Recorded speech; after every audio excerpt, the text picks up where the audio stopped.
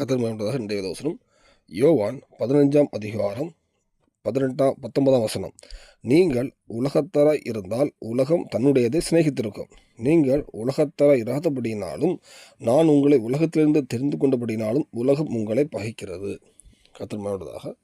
இந்த வசனத்தில் அவர் சொல்லும்போது, நீங்கள் நீங்கள் உங்கள்கிட்ட நீங்கள் உலகத்தார இல்லாதனால, ஏன்னா உலகத்தின் பாவங்கள் உங்கள்கிட்ட இல்லாதனால உலகம் உங்களை பகைக்கிறது. அப்போது இந்த வேதத்தில் பார்த்தீங்கன்னா அவர் கர்த்தர் சொல்லும்போது, உலகத்தான் இந்த வேளையில் நம்ம ஒரு கிறிஸ்தவராக சில கர்த்தரை ஏற்றுக்கொண்டு வாழ்ந்துட்டு இருப்பாங்க. ஆனால் உலக காரியம், ஒரு சபையாக இருக்கட்டும், எதுவாக இருக்கட்டும், உலக காரியம் உள்ள வருதா? உலக காரியம் வரவே கூடாது.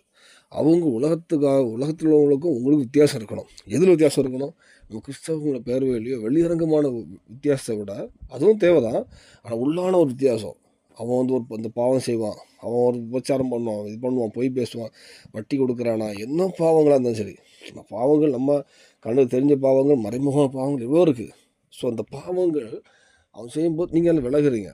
வேலை பார்க்குற இடத்துலையுமே ஒரு சாட்சியாக இருக்கும், இவர் கரெக்டாக இருப்பார். அதாவது எல்லா விஷயத்துலையுமே உண்மையாக இருப்பாங்க. எந்த கொடுக்கல வாங்கலையோ, வேலையிலையோ, எல்லாவற்றிலுமே ஒரு கர்த்தருக்கு பயந்து, கர்த்தரோட பிரமாணத்துக்கு பயந்து இருக்கும். அதுக்கு சபையின் காரியமாக இருந்தாலும் சரி, தனிப்பட்ட வேலை காரியங்கள், பிஸ்னஸ் எதுவாக இருந்தாலும். இப்படி இருக்கும்போது உலகத்தோட காரணம் நம்மள்ட்ட இல்லை.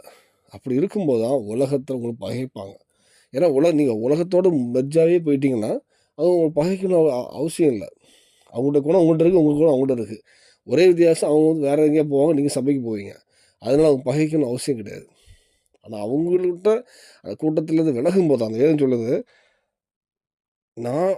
நீங்கள் உலகத்தாராக இராதபடியினாலும், அந்த உலகத்தெல்லாம் இருக்கும், ஆனால் உலகத்தினுடைய குணம் நம்மகிட்ட இல்லாதனாலும், நான் உங்களை உலகத்திலிருந்து தெரிந்து கொண்டபடினாலும் உலகம் உங்களை பகைக்கிறது. அந்த உலகத்திலிருந்து நான் உங்களை தெரிந்து பிரித்து அவருடைய பிள்ளையாக வச்சுட்டேன், அதனால உலகம் பகைக்கிறதுன்னு சொல்கிறார். ஆனால் உலகமே பகைக்குது, ஆனால் உங்கள் பட்சத்தில் இயேசு கிறிஸ்து நிற்கிறார். இந்த வேளையில் அநேக பேரை நம்ம தெரியும், நம்ம வாழ்க்கையில் எல்லோரும் பார்த்துருப்போம்.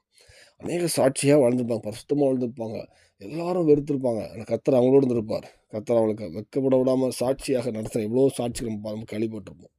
இந்த வேளையில் நம்ம வாழ்க்கையில் நம்மளும் உலகத்தாரோடு மெர்ஜாக தான் வாழ்ந்துருக்கோம், உலகத்தாரோடு சேர்ந்து வாழ்ந்துட்டு இருக்கோம். உலகத்தாரோடய அவனுடைய குணமும் நம்ம ஒன்றே தான் போயிட்டு இருக்கோன்னா, இந்த ஒரு விஷயம் நம்ம நின்று கர்த்தர்ட்ட மன்னிப்பு கேட்டு நம்ம வெளியே வருவோம்.